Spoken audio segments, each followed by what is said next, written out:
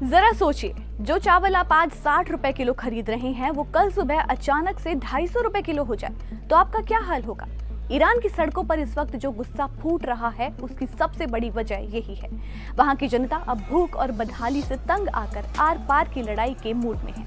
Tehran की गलियों से शुरू हुआ ये विरोध अब ईरान के 31 में से 27 प्रांतों में फैल चुका है। आंकड़े डराने वाले हैं। खबर है कि इस हिंसा में अब तक कम से कम 35 लोगों की जान जा चुकी है, जिनमें 4 मासूम बच्चे भी शामिल हैं। सुरक्षा बलों और प्रदर्शनकारियों के बीच में ठन गई है। ईरान के चप्पे चप्पे पर बारूद की गंध है। अब तक 1200 से ज्यादा लोगों को हिरासत में लिया जा चुका है, लेकिन सड़कों पर उमड़ा जन सैलाब पीछे हटने को तैयार नहीं है।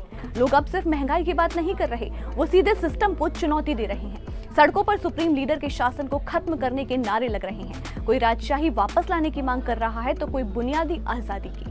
साल 2022 में महसा अमीनी की मौत के बाद ईरान में जो आक्रोश देखा है, ये मंजर ठीक वैसा ही होता जा रहा है। अब सवाल यह है कि आखिर ईरान इस हाल तक कैसे पहुंचा।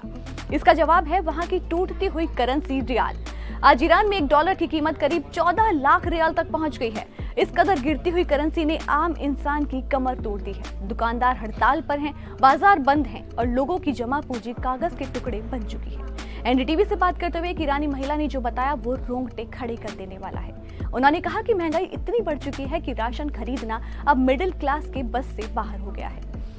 लेकिन कहानी सिर्फ ईरान के अंदरूनी हालात तक सीमित नहीं है। इस बार दुनिया की नजरें अमेरिका पर टिकी हैं। अमेरिकी राष्ट्रपति डोनाल्ड ट्रंप ने इस आग में घी डालने का काम किया है। ट्रंप ने तेहरान को सीधी चेतावनी दी है। उन्होंने साफ कहा है कि अगर ईरान ने शांतिपूर्ण प्रदर्शनकारियों पर गोली चलाई तो अमेरिका चुप नहीं बैठेगा। ट्रंप का वो बयान इस वक्त इंटरनेशनल मीडिया में हेडलाइन बना हुआ है, जिसमें उन्होंने कहा कि अमेरिकी मिसाइलें लॉक एंड लोडेड है, यानी एक इशारा और ईरान पर सैन्य कार्रवाई शुरू हो सकती है। सवाल यह है कि क्या ट्रंप सिर्फ धौंस जमा रहे हैं या वो वाकई कुछ करेंगे। दुनिया अब इस चेतावनी को हल्के में इसलिए नहीं ले रही है क्योंकि अमेरिका ने वेनेजुएला में जो किया उसने सबको हिला कर रख दिया है। वेनेजुएला के राष्ट्रपति निकोलस मादुरो को जिस तरह अमेरिकी सेना ने उनके ही देश से उठा करके न्यूयॉर्क की अदालत में खड़ा कर दिया, वो एक बहुत ही बड़ा संदेश था। ईरान के शासक इस वक्त डरे हुए हैं कि कहीं मादुरो के बाद अगला नंबर उनका तो नहीं। ट्रंप की लॉक एंड लोडेड वाली धमकी के पीछे वेनेजुएला जैसा ही कोई सीक्रेट ऑपरेशन हो सकता है। इसकी आशंका से इनकार नहीं किया जा सकता।